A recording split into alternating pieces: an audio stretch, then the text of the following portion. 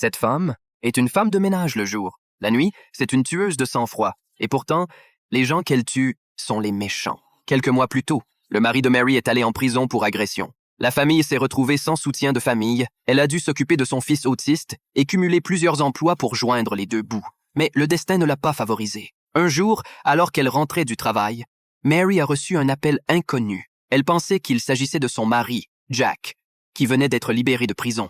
Mais son interlocuteur est resté silencieux. C'est alors que son fils a fait une crise. Il est devenu agité. Et Mary demandait toujours une réponse. Elle n'a pas réalisé que l'accident s'était produit. Quand elle a repris ses esprits, son fils était mort. Elle était dévastée et déprimée. Le seul moyen pour elle de trouver un peu de réconfort est de retrouver son mari. Elle demande de l'aide à son voisin Bob. Mais l'homme ne l'aide pas. Il l'a raillée devant tout le monde parce qu'elle cherchait un homme. Puis il a conseillé à Mary de ne pas se ridiculiser. Mais la nuit, un Bob ivre se présenta à la porte de Mary.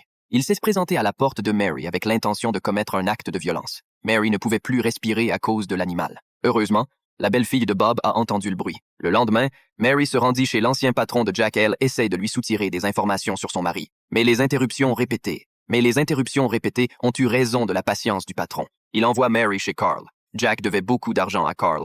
Il savait peut-être où se trouvait Jack. Mary obtient l'adresse de Carl auprès de la réception. Elle trouva Carl à l'adresse. Quand il a entendu le nom de Jack, il était furieux. Il a dit qu'il prendrait Mary et vendrait son corps pour rembourser la dette.